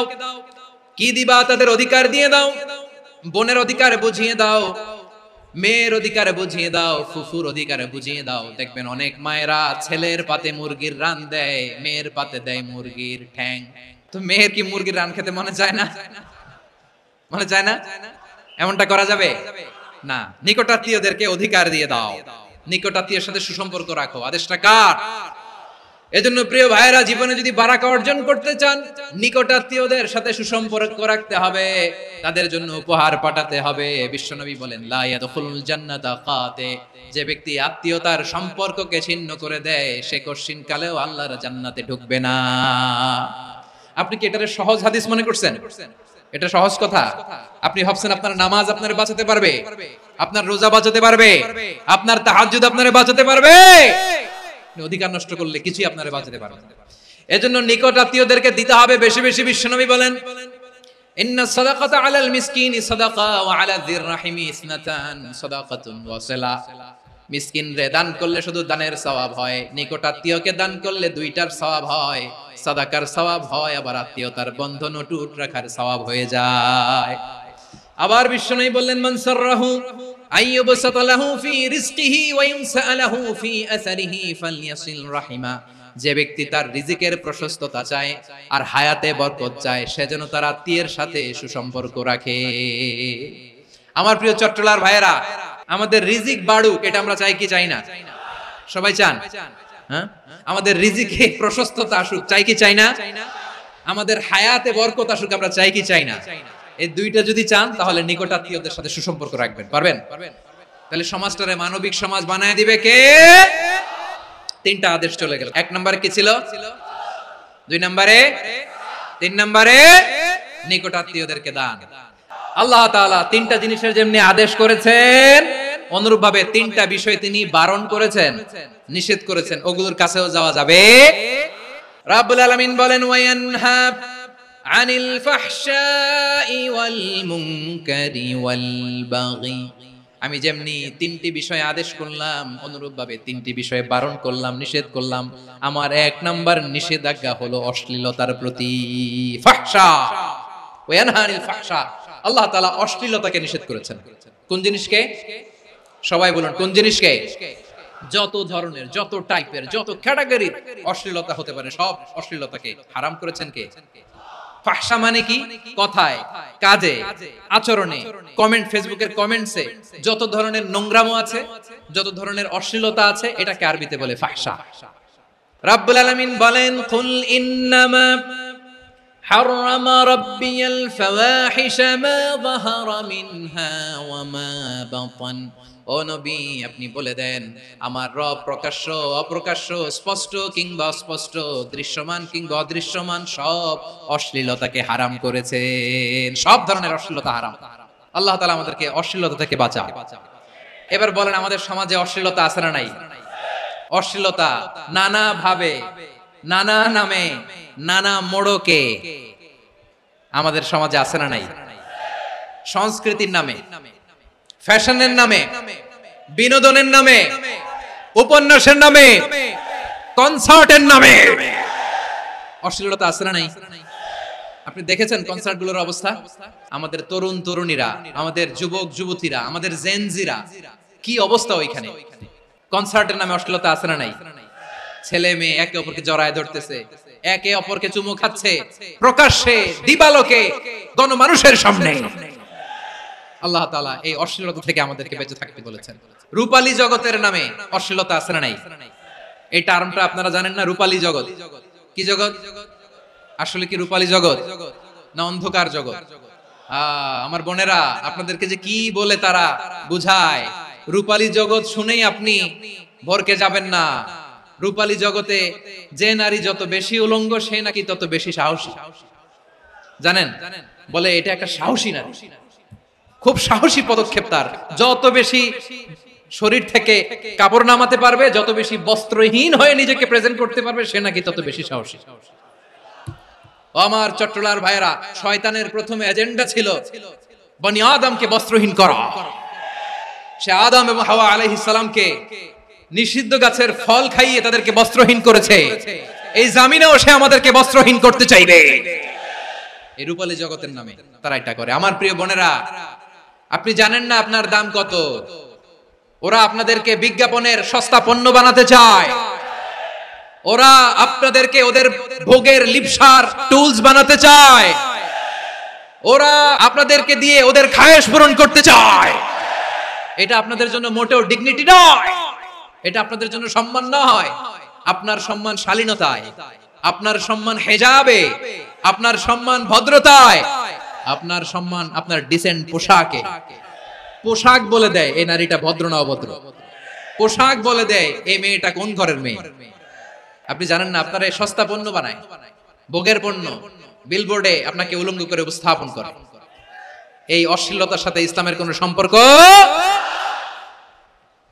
এজন্য আল্লাহ বলেন আমি অশ্লীলতাকে হারাম করেছি। অশ্লীলতাকে হারাম করার প্রথম কারণ হলো এর মাধ্যমে মানবতাকে অপমানিত করা হয়। কারণ মানুষের সম্মান মানুষের পোশাকে। মানুষ যখন পোশাকহীন হয়ে যায়, বস্ত্রহীন হয়ে যায়, তার সম্মান কমে যায়, ঠিক কিনা? অশ্লীলতাকে হারাম করার প্রথম কারণ হচ্ছে মানুষ মানুষকে অপমান করে। একটা নারী, সে তো সম্মানিত, নারী যে কত সম্মানিত নারীর এটা বুঝেই নাই। বিশ্বনবী বলেন আর দুনিয়া কুল্লুহা মাতা ওয়া খায়রু মাতা'আদ দুনিয়া আল মারাতু সালিহা। আমার বোনেরা, 5টা প্যান্ডেলে আপনারা এলইডিতে আমার আলোচনা শুনছেন আমি জানি। আপনাদের এই গর্ভ যে কত দামি আপনি জানেন না। আপনার পেট থেকেই আসবে আগামী দিনের সালাহুদ্দিন আল আইয়ুবী। আপনার পেট থেকেই আসবে অনাগত দিনের ইমাম মাহদী আল মুনতাদর। আপনার পেট থেকেই আসবে অনাগত দিনের ফয়সাল, ওয়াসিম, মুগ্ধ, আবু সাইদের মতো বীর যোদ্ধা। আমার প্রিয় বোনেরা, আমার প্রিয় বোনেরা, বিশ্বনবীর কথার ওজন খেয়াল করেন। আর দুনিয়া কুল্লুহা মাতা ওয়া খায়রু মাতা'আদ দুনিয়াল মারআতুস সালিহা। দুনিয়ার সবকিছুই অ্যাসেট, এর মধ্যে সবচেয়ে দামি অ্যাসেট নেককার নারী। আপনার গর্ভ যে কত দামি আপনি জানেন না। নিজের সময়টাকে কাজে লাগান, কোরআন পড়েন, সুন্নাহ পড়েন। আপনার অনেক দায়িত্ব ঘরে। You are the MD of your family. একটা family it's a very big institution. পরিবার একটা অনেক বড় প্রতিষ্ঠান। And you are the MD of your institution. আপনি এই পরিবারের MD, managing director of your family. এখানে আপনার কত দায়িত্ব। আপনি ছেলে মেয়েদেরকে তারবিয়া করবেন। আপনি আপনার স্বামীর জন্য ঘরটারে জান্নাতের নীর বানাবেন। আপনার জন্য জান্নাতের ডুপ্লেক্স বাড়ি ওইখানে তৈরি করে রাখবে কে? আপনি যে কত দামি আপনি জানেন না। নারীদেরকে আল্লাহ বানিয়েছেন উচ্চতর করে, নিম্নতর নয়। নারীদেরকে ছোট্ট জিনিস দিলে এটারে বড় করে দেয়। নারীদেরকে ভ্রূণ দিলে, শুক্রাণু দিলে নারী এটারে বাচ্চা হিসেবে উপহার দেয়, ঠিক কিনা? বিয়ের মাধ্যমে স্বামী যখন তার শুক্রাণু তার স্ত্রীকে উপহার দেয়, স্ত্রী রিটার্নে কি উপহার দেয়? ফুল ফর্ম বেবি, মানব সন্তান। দেখছেন, আপনি দিলেন একটুক, উনি দিছে বিশাল। আপনি যদি নারীকে বাজার এনে দেন, নারী এটাকে সুস্বাদু খাবারে রূপান্তর করে দেয়। আপনি তাকে একটা মুচকি হাসি দিয়ে দেন, সে তার কলিজা দিয়ে দেয়। কিন্তু যদি আপনি তার মনে কষ্ট দেন, সে আপনার জীবনকে জাহান্নাম বানায়া দেয়। নারীর মন বুঝতে পারলে নেয়ামত, বুঝতে না পারলে কিয়ামত। আমার প্রিয় বোনেরা, আপনি যে কত দামি আপনি জানেন না। অনেক দামি আপনি। আপনাদেরকে যেন ভোগের সস্তা পণ্য বানাতে না পারে, আপনাদেরকে সচেতন থাকতে হবে। তাহলে কেন আল্লাহ তাআলা এই ফাহশা অশ্লীলতাকে হারাম করলেন? 1 নাম্বার, এতে হিউম্যান ডিগনিটি কমে। 2 নাম্বার, এতে মানুষের অধিকার নষ্ট হয়। আপনি বিয়ে করেছেন এরে, পরকিয়া করেন ওর সাথে, এরকম আছে না নাই? স্ত্রীর অধিকার নষ্ট করেছেন। আপনি বিবাহ সম্পর্কে আবদ্ধ হয়েছেন তার সাথে, আপনি পরকিয়া করেন ওই ছেলের সাথে, আপনি আপনার হাজবেন্ডের সাথে বিট্রে করেছেন। এজন্য আল্লাহ অশ্লীলতাকে হারাম করেছেন। অশ্লীলতাকে হারাম করার আরেকটা কারণ হচ্ছে আল্লাহ তাআলা এই হিউম্যান জেনারেশনকে এটাকে প্রিজার্ভ করতে চায়। হিফজুন নাসল, এটা মাকাসিদুশ শরিয়ার অনেক গুরুত্বপূর্ণ একটা মাকাসিদ, অনেক গুরুত্বপূর্ণ। আপনার নাসল, আপনার জেনারেশনকে সংরক্ষণ করা। এই যে আসতেছে ফেব্রুয়ারি, কত ফেব্রুয়ারি জানো? এটা কি বিশ্ব ভালোবাসা দিবস? হ্যাঁ, কি দিবস? এই বিশ্ব ভালোবাসা দিবসের সাথে মুসলমানদের কোনো সম্পর্ক নাই। আমার প্রিয় ভাইরা, এই যে আপনি অবৈধ সম্পর্কে জড়ালেন, কেন আল্লাহ অশ্লীলতাকে হারাম করেছে দেখেন। বলতেছিলাম যে এটা আপনার নাসল, আপনার জেনারেশন, আপনার লিনিয়েজ, আপনার বংশকে প্রিজার্ভ করা। কে কার বাবা, কে কার মা, বাবা মা জানা, প্রজন্মকে প্রিজার্ভ করা, এটা ইসলাম ওয়াজিব করে দিয়েছে। এই যে অবৈধ সম্পর্কের কারণে, বিশ্ব বেহায়া দিবসের কারণে, এগুলোর আউটকাম, আউটপুট হিসেবে মাঝে মাঝে ঢাকা মেডিকেলের ডাস্টবিনে নবজাতকের বাচ্চার কান্নার আওয়াজ শুনতে পাওয়া যায়। চট্টগ্রাম মেডিকেলের ডাস্টবিনে নবজাতকের কান্না শুনতে পাওয়া যায়। বীর চট্টলার মুসলমানেরা বুঝতে পারলে আওয়াজ করে বলেন, এই যে চট্টগ্রাম মেডিকেলে যে নবজাতকটা পাওয়া গেল, ওর বাবাকে আমাকে বলেন, ওর মাকে, ও কোন ফ্যামিলির সন্তান কেউ জানে? আপনি হিউম্যান ডিগনিটিকে অপমান করেছেন না? আপনি তার ভবিষ্যৎকে অন্ধকার করেছেন না? আপনি তার লিনিয়েজকে প্রশ্নবিদ্ধ করে দিয়েছেন না? এই জন্য আল্লাহ তাআলা অশ্লীলতাকে আমাদের জন্য হারাম করে দিয়েছেন। পড়েন সুবহানাল্লাহ। এই জন্য রাব্বুল আলামিন বলেন, কুল ইন্নামা হারামা রাব্বিয়াল ফাওয়াহিশা মা যাহারা মিনহা ওয়া মা বাতান। প্রকাশ্য অপ্রকাশ্য সব অশ্লীলতাকে হারাম ঘোষণা করে দিয়েছে কে? আবার দুনিয়ার বুকে যারা অশ্লীলতার প্রসার করে তাদের জন্য শাস্তি মজুদ রেখেছে কে?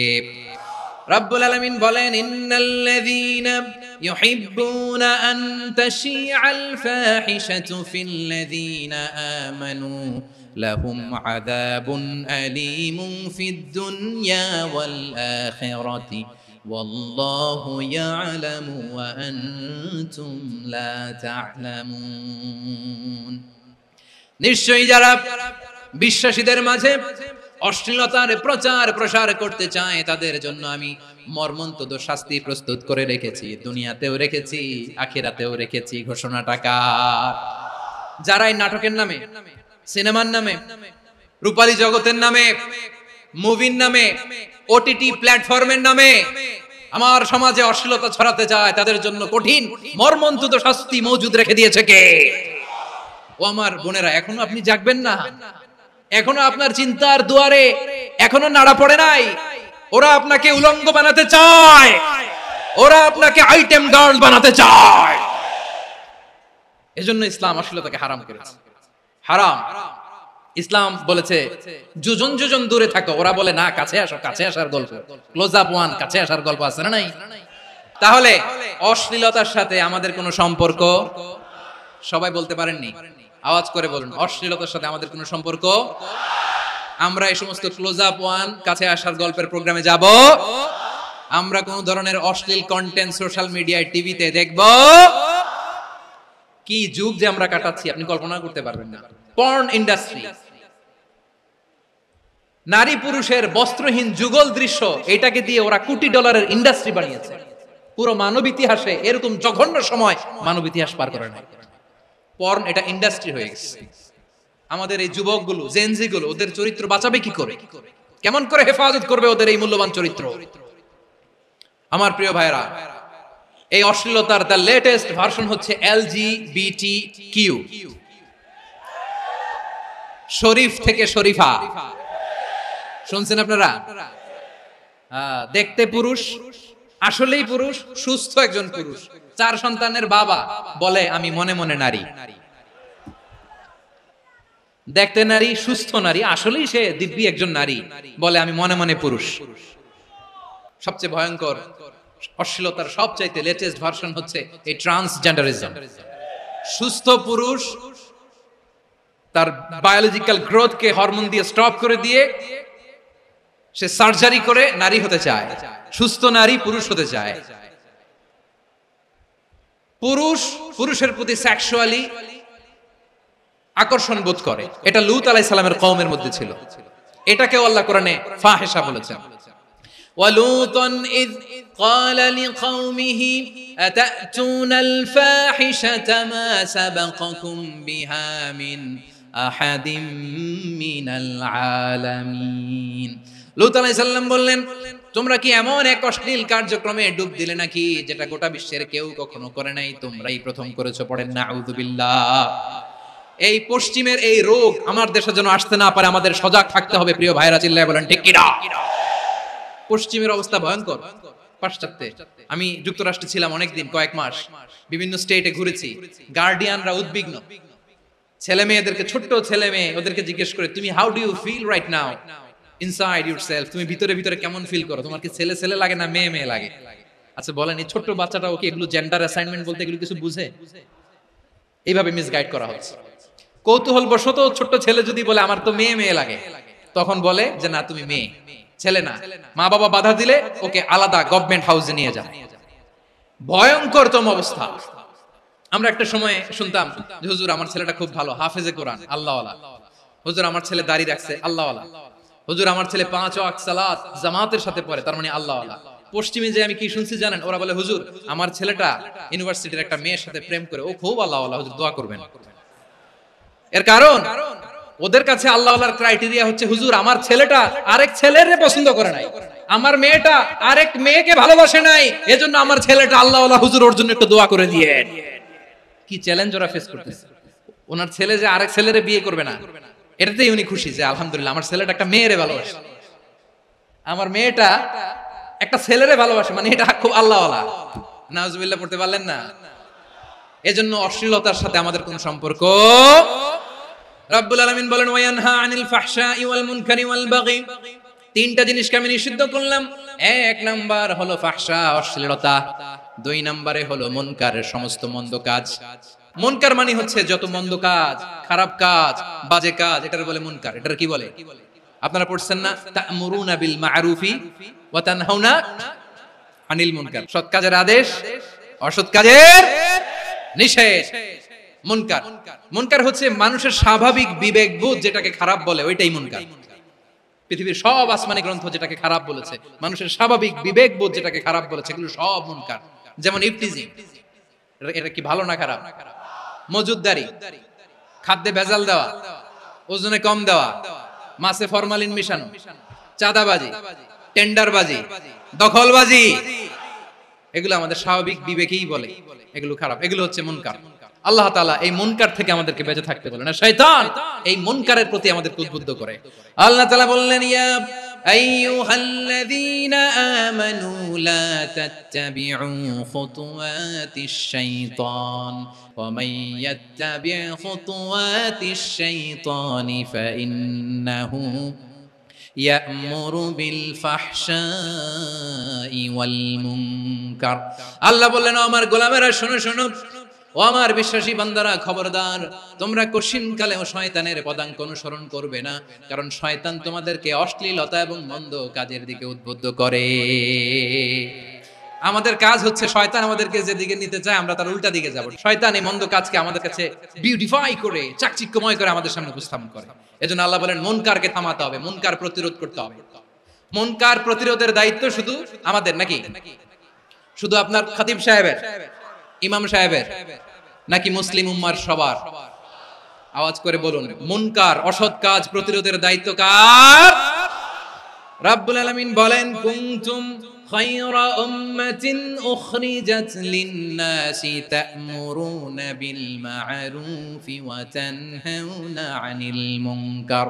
তোমাদেরকে শ্রেষ্ঠ জাতি করে জমিনের মধ্যে আবির্ভূত করা হয়েছে, যাতে করে তোমরা জমিনের ভেতরে সৎ কাজের আদেশ করতে পারো আর অসৎ কাজের নিষেধ করতে পারো। উম্মাহ কুনতুম খায়রা, তাহলে গোটা উম্মার দায়িত্ব, এটা বুঝতে পারছেন তো? আচ্ছা, আরো নিচে আসেন। এরপরে আল্লাহ বললেন, শুধু উম্মাহ না, এই জমিনের রাজত্ব আমি যাদের হাতে দেই, এই জমিনের মালিক আমি যাদেরকে বানিয়ে দেই, যাদেরকে আমি সরকারের দায়িত্ব দেই, তাদেরকেও মুনকার প্রতিরোধের দায়িত্ব দিয়েছে কে? আল্লাহ বলেন, যারা ক্ষমতার মসনদে বসেছে তাদেরকে 4 দফা কর্মসূচি আমি আল্লাহ দিলাম। আওয়াজ করে বলেন, কয় দফা? আল্লাহ বলেন, আল্লাযীনা ইম্মাক্কান্নাহুম ফিল আরদি আকামুস সালাতা ওয়া আতাউজ যাকাতা ওয়া আমারু বিল মা'রুফি ওয়া নাহাউ আনিল মুনকার ওয়ালিল্লাহি আকিবাতুল উমুর। যারা এই জমিনের উত্তরাধিকার হয়েছে তারা 4 দফা কর্মসূচি নিয়ে সামনে আগাবা। সালাত কায়েম করবা, যাকাত আদায় করবা, সৎ কাজের আদেশ দিবা, অসৎ কাজ থেকে মুনকার প্রতিরোধ করবা। আদেশটা কার? আমার প্রিয় চট্টলার ভাইরা, পুরো উম্মার দায়িত্ব মুনকার প্রতিরোধ করা, সরকার প্রধানের দায়িত্ব মুনকার প্রতিরোধ করা। এরপর আল্লাহ বলেন, প্রতিটা ফ্যামিলির যিনি প্রধান সিইও বাবা, প্রত্যেক বাবার দায়িত্ব এই মুনকার প্রতিরোধ করা। আওয়াজ করে বলেন, ঠিক কি না? যেমনটি সাইয়েদনা লুকমান আলাইহিস সালাম ওনার কলিজার টুকরা সন্তানকে আদেশ করেছেন, ইয়া বুনাইয়া আকিমিস সালাতা ওয়া'মুর বিল মা'রুফি ওয়ানহা আনিল মুনকার। পড়েন সুবহানাল্লাহ। বাবা ছেলেকে সবক দিচ্ছে, লুকমান আলাইহিস সালাম ছেলেকে বলতেছে, ওরে আমার কলিজার টুকরা সন্তান, ওরে আমার বাছা, নামাজ কায়েম করবা, সৎ কাজের আদেশ দিবা, আর মুনকার প্রতিরোধ করবা, অসৎ কাজ, সমাজ থেকে খারাপ কাজকে ঝেঁটে বিদায় করে দিবা। তাহলে দেখেন, আমি স্টেপ বাই স্টেপ নামলাম। পুরা উম্মার দায়িত্ব, জমিনের উত্তরাধিকারী আল্লাহ যাদেরকে বানিয়েছেন সরকার, তাদের দায়িত্ব, প্রতিটি ফ্যামিলির প্রধানের দায়িত্ব। এরপরে বিশ্বনবী বলেন, সচেতন প্রতিটি মুসলিমের দায়িত্ব সমাজ থেকে মুনকারকে উৎখাত করা।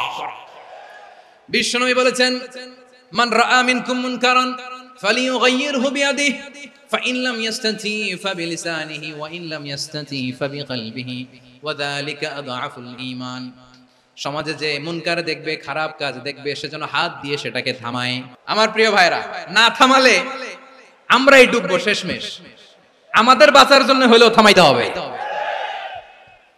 রব্বুল আলামিন বলেন, ওয়াত্তাকু ফিতনাতাল লা তুসিবান্নাল্লাযীনা যালামু মিনকুম খাসসা। ও আমার গোলামেরা, ওই আযাবকে ভয় করো যে আযাব যখন আমি জমিনের বুকে পাঠাই, শুধু জালেমদেরকেই মারি না, আলেমদেরকেও মারি। আযাব যখন আসে তখন শুধু জালিমই মরে না, আলেমও মরে। জানেন, মুসা আলাইহিস সালামের পায়ে একবার লাল পিঁপড়া, তো উনি রেগে মেগে পাশি দেখে লাল পিঁপড়ার বাসা, পা দিয়ে ডলে মুছে সবগুলো পিঁপড়া মেরে ফেলছে। এই ঘটনাটা আল্লাহ ঘটিয়েছেন। এজন্য মুসা আলাইহিস সালাম ছিলেন কালিমুল্লাহ, সরাসরি আল্লাহর সাথে কথা বলতেন। তিনি আল্লাহকে জিজ্ঞেস করেছিলেন, আল্লাহ তুমি যখন কোনো জনপদে আযাব পাঠাও, শাস্তি দাও, ওখানকার শুধু জালেমরাই তো মরে না, ভালো মানুষগুলাও মরে, তো আযাব দিবা মুশরিকদের উপর দিবা, অবাধ্যদের উপর দিবা, ভালো মানুষগুলোরে মারো কেন? আল্লাহ বললেন, মুসা তোমার যে কামড় দিছিল পায়ের মধ্যে পিঁপড়া, কয়টা পিঁপড়া? একটা পিঁপড়া, তো সবগুলারে মারলা কেন? রেগে মেগে পুরো পিঁপড়ার বাসা ভেঙে মেসাকার করলা কেন? আমি যখন অ্যাকশনে যাই, আমি যখন শাস্তি দেই, তখন এত বাস বিচার করা হয় না, বাস বিচার করা যায় না। যখন অ্যাকশনে যাওয়া হয়, ওইটা ডাইরেক্ট অ্যাকশন হয়ে যায়। চিল্লায় বলো ঠিক কি না? এজন্য আমাদের বাঁচার জন্য হলেও এই পাপ থামাতে হবে, এই শয়তানের অট্টহাসি থামাতে হবে, অন্যায় অপরাধ সমাজ থেকে আমাদের থামাতে হবে। কারণ আযাব আসলে ওরাও মরবে, আমরাও মরবো। একটা জাহাজ 2 তলা, আপনি আছেন 2য় তলায়। নিচের তলার কিছু লোক জাহাজের তলা ছিদ্র করতে আরম্ভ করছে। কি ছিদ্র করতেছে? আচ্ছা, জাহাজের তলা ছিদ্র করলে তলা দিয়ে কি ঢুকে? এখন আপনি যদি বলেন আমার কি, আমি তো 2 তলায়, আমি তো ভালো আছি, ওরা ছিদ্র করে ওরা মরবে। আসলে কি শুধু ওরা মরবে? তলা দিয়ে যখন পানি ঢুকবে, জাহাজ ডুবলে আপনিও মরবেন। এজন্য নিজে মরার আগে ওই পাগলগুলোর নিচ তলায় যে থামাতে হবে। চিল্লায় বলেন ঠিক কি না? এজন্য আল্লাহ বললেন মুনকার প্রতিরোধের দায়িত্ব সমাজের টপ টু বটম সবার। এজন্য মুনকার প্রতিরোধ করার দরকার আছে না নাই? সমাজে এই যে ইফটিজিং হয়, আপনার বোনের বয়সী একটা মেয়েকে কিছু বখাটে টিটকারি করে, এই বলে সেই বলে, নোংরা কথা বলে, রাস্তায় দেখেও আপনি পাশ দিয়ে না দেখার মতো চলে যান কেন? আপনি দাঁড়ান না কেন? আপনি দাঁড়ালেই তো থেমে যাবে, কারণ সত্যের যে শক্তি, তার সামনে মিথ্যা মুখ থুবড়ে পড়ে। আপনার সামনে ও কিছুই না, নাথিং। আপনি দাঁড়ান, ওকে প্রশ্ন করেন যে আমার বোনকে তুমি ডিস্টার্ব করো কেন? আপনাকে দেখে আরো 5 জন দাঁড়াবে, 5 জনকে দেখে আরো 10 জন দাঁড়াবে। আমাদের নীরবতা আর আমাদের নিশ্চুপ থাকাই জালিমদেরকে আরো শক্তিশালী জালিম বানিয়েছে। এজন্য মুনকার প্রতিরোধের দায়িত্ব আমাদের সবার। টেন্ডারবাজি, চাঁদাবাজি, দুর্নীতি, অপরাধ, দখলদারিত্ব, মজুদদারি, এগুলো সবকিছু একসাথে প্রতিরোধ করতে হবে। ঠিক কিনা বলেন? একটা মানবিক সমাজ যদি চাই, প্রতিরোধ করতে হবে। প্রিয় ভাইয়েরা, আল্লাহর শপথ নিয়ে বলি, এই নাসিহাত গুলো সবার জন্য, সব দলের জন্য, সব মতের মানুষের জন্য। আমরা কোনো দলের প্রতি মানুষকে ডাকি না, আমরা ডাকি ইসলামের দিকে। সব দলের, সব মতের, সব মানুষদেরকে আমরা আহ্বান জানাই, আসুন আমরা একটা সুন্দর সমাজ বিনির্মাণ করি। এই যে নতুন বাংলাদেশের এক সুযোগ এসেছে, আর জীবনে হয়তো আসবে না, সামনের 100 বছর এই সময় আসবে না। আসুন দেশটাকে আমরা সাজাই, আসুন আমরা দুর্নীতি বন্ধ করি, আসুন আমরা চাঁদাবাজি বন্ধ করি, আসুন আমরা দখলদারিত্ব বন্ধ করি, আসুন আমরা এক দল আরেক দলকে নিশ্চিহ্ন করার যে রাজনীতি, এটা বন্ধ করি। সব দলের প্রতি আমার আহ্বান, আমরা চাঁদাবাজ মুক্ত বাংলাদেশ চাই, জুলুম মুক্ত বাংলাদেশ চাই, ফ্যাসিজম মুক্ত বাংলাদেশ চাই, গুণ খুন খারাপি মুক্ত বাংলাদেশ চাই, আমরা নতুন ভোরের বাংলাদেশ চাই। ওই বাংলাদেশ পাওয়ার জন্য মুনকার প্রতিরোধে, অন্যায় প্রতিরোধে যদি বাঘের বাচ্চার মতো, আবু সাইদের মতো 2 হাত উঁচু করে, বুককে টান টান করে প্রসারিত করে দাঁড়াতে হয়, রাজি আছে মুসলমান? রাব্বুল আলামিন বলেন, ওয়ায়ানহা আনিল ফাহশাই ওয়াল মুনকারি ওয়াল বাগি ইয়াইদুকুম লাআল্লাকুম তাযাক্কারুন। আল্লাহ বললেন, আমি অশ্লীলতাকে নিষেধ করি, আমি সব ধরনের মন্দ কাজকে নিষিদ্ধ করি, সব শেষে আমি সীমা লঙ্ঘনকে তোমাদের জন্য নিষিদ্ধ করি। নিষিদ্ধ করেছেন কয়টা জিনিস? 1 নম্বরে অশ্লীলতা, 2 নম্বরে মুনকার তথা সব মন্দ কাজ, 3 নম্বরে আল বাগি, সীমা লঙ্ঘন, ক্রসিং দ্য লিমিট। সীমা লঙ্ঘন করা ভালো না। We all should know our limits. চিল্লায় বলেন ঠিক কিনা? একই আয়াতে আল্লাহ বললেন, কুল ইন্নামা হারামা রাব্বিয়াল ফাওয়াহিশা মা যাহারা মিনহা ওয়া মা বাতানা ওয়াল ইসমা ওয়াল বাগিয়া বিগাইরিল হক। অন্যায় ভাবে যে অবাধ্য হয়, যে সীমা লঙ্ঘন করে, তাদেরকেও আমি এটা হারাম করে দিলাম। সীমা লঙ্ঘন করা হারাম। আল্লাহ বারবার বারবার আমাদেরকে ওয়ার্নিং দেয়। যখন আমরা থামি না, তখন আল্লাহ ধরে, আর যখন ধরে তখন ছাড়ে না। ধরে ধরে ধরে না, ধরলে আল্লাহ। ফেরাউনকে কিন্তু হুট করে ধরে নাই, আপনারা জানেন, 9 বার ওয়ার্নিং দিয়েছে। ফেরাউনকে আল্লাহ তাআলা ওয়ার্নিং দিয়েছিল কয়বার? রাব্বুল আলামিন বলেন, ওয়ালাকাদ আতাইনা মূসা 9 আয়াতিন বাইয়িনাত। 9টা মুআজিজা দেখিয়েছি, 1 2 3 বারবার এইভাবে রিমাইন্ডার, ওইভাবে রিমাইন্ডার, এইভাবে নসিহত, ওইভাবে দাওয়া, ফাকুলা লাহু কাওলান লাইয়িনা, নরম করে বলো, সফট করে বলো, যত ওয়ে হতে পারে দাওয়া মেথডোলজি মুসা আলাইহিস সালামের সব অ্যাপ্লাই শেষ। দশমবারে যে আল্লাহ ধরছে, দশমবারে যে ধরেছে। এজন্য আল্লাহ বলেন আমি সীমা লঙ্ঘনকে পছন্দ করি না। কোরআনের অন্য আয়াতে বাগীকে বলা হয়েছে আল ইতিদা, সীমা লঙ্ঘন যারা করে তাদেরকে আল্লাহ বলেছেন মুতাদিন। ওয়াকাতিলু ফি সাবিলিল্লাহিল্লাযীনা ইউকাতিলুনাকুম ওয়ালা তা'তাদু ইন্নাল্লাহা লা ইউহিব্বুল মুতাদিন। আমি সীমা লঙ্ঘনকারীদেরকে কোনদিনও পছন্দ করি না। আমরা যেন সীমা লঙ্ঘন না করি, রাজি আছেন তো? যে কোনো ক্ষেত্রে ইবাদতে যেন সীমা লঙ্ঘন না করি। অনেকে আমরা ইবাদতে সীমা লঙ্ঘন করে ফেলি। বিশ্বনবী সাল্লাল্লাহু আলাইহি ওয়াসাল্লাম যেটা শিখিয়েছেন এর বাইরে যে অতিরিক্ত বুজুর্গ হতে চায় এরকম আছে না নাই? কোন ক্ষেত্রেই সীমা লঙ্ঘন করা যাবে, এমনকি যুদ্ধ ক্ষেত্রেও না। বিশ্বনবী সাল্লাল্লাহু আলাইহি ওয়াসাল্লাম বলেন খবরদার যুদ্ধ ক্ষেত্রেও সীমা লঙ্ঘন করো না। কি সুন্দর ইসলাম আমরা পেয়েছি। বিশ্বনবী বলেন খবরদার যুদ্ধের ময়দানে কোনো নারীর গায়ে হাত তোলো না, কোনো শিশুর গায়ে হাত তোলো না, কোনো গবাদি পশু হত্যা করো না, কোনো শস্য ক্ষেত্র ধ্বংস করো না, ইবাদতরত অন্য ধর্মের কোনো সন্ন্যাসীর গায়ে হাত তোলো না। বলেন সুবহানাল্লাহ। তাহলে আমরা সীমা লঙ্ঘন করতে পারবো? প্রিয় ভাইরা, একটা সুখী সমৃদ্ধ শান্তির সমাজ, মানবিক সমাজ যদি আমরা গঠন করতে চাই, আমাদের আল্লাহর দেয়া কয়টা আদেশ মানতে হবে বলেন দেখি? আর বেঁচে থাকতে হবে কয়টা জিনিস থেকে? আল্লাহর আদেশ কি? 1 নাম্বার আদাল, ন্যায়পরায়ণতা। আমরা সুবিচার, সুশাসন, ন্যায় বিচার চাই কি চাই না? 2 নম্বরে কি ছিল? মাশাআল্লাহ, আমরা যেন সবার প্রতি দয়া পরবশ হই, ইহসান করি। 3 নম্বরে কি ছিল? নিকটাত্মীয়দের দান করা, তাদের অধিকার প্রাপ্য বুঝিয়ে দেওয়া। পাশাপাশি 3টা জিনিস থেকে আল্লাহ বারণ করেছেন, নিষেধ করেছেন। তার প্রথমটা ফাহশা, অশ্লীলতা, অশ্লীলতার সাথে আমাদের কোনো সম্পর্ক। 2 নাম্বার নিষেধাজ্ঞা কি ছিল? আল মুনকার, সমাজের যত মন্দ কাজ এগুলোকে আমরা প্রতিরোধ করব। রাজি আছেন তো সবাই? 3 নম্বরে আল বাগী, সীমালঙ্ঘন। কোন মুসলিম সীমালঙ্ঘন করে না। রাব্বুল আলামিন শেষে বললেন ইয়াইদুকুম লাআল্লাকুম তাযাক্কারুন, আল্লাহ তোমাদেরকে উপদেশ দেন যাতে তোমরা শিক্ষা গ্রহণ করো। আমরা উপদেশ দেব, আমরা জোর করে কাউকে কিছু মানাতে চাই না। লা ইকরাহা ফিদ্দিন ওয়া যাক্কির ফাইন্না যিকরা তানফাউল মুমিনিন। উপদেশ দিলে এটা মুমিনদের কাজে দেয়। লাস্তা আলাইহিম বিমুসাইতির ইন্নামা আনতা মুযাক্কির। নবী হে, আপনি রিমাইন্ডার দাতা, আপনি উপদেশ দিবেন। আমরাও বিশ্বনবীর এই হাদিসগুলো থেকে, কোরআনের আয়াত থেকে রিমাইন্ডার, এই কথামালা, বাণী বাহক হিসেবে এই বাণীগুলো আপনাদের সাথে কাছে পৌঁছে দিলাম। আমরা আল্লাহ তাআলার কাছে প্রার্থনা করি, আল্লাহ আমরা যেন আদল দিয়ে আমাদের সমাজকে গঠন করতে পারি। আল্লাহ আমরা যেন ইহসান করতে পারি, আমরা যেন নিকটাত্মীয়দের দান করতে পারি। আল্লাহ যত ধরনের অশ্লীলতা, অনাচার, মন্দ কাজ, সীমালঙ্ঘন, অবাধ্যতা থেকে যেন আমরা বেঁচে থাকতে পারি। আল্লাহ তাআলা আমাদের সবাইকে কথাগুলো বোঝার ও আমল করার তৌফিক দান করুক। হাদা মা ইনদি ওয়াল ইলমু ইনদাল্লাহ আলাইহি তাওয়াক্কালতু ওয়া ইলাইহি উনীব। সুবহানাকাল্লাহুম্মা বিহামদিকা আশহাদু আল্লা ইলাহা ইল্লা আনতা আস্তাগফিরুকা ওয়া আতুবু ইলাইক।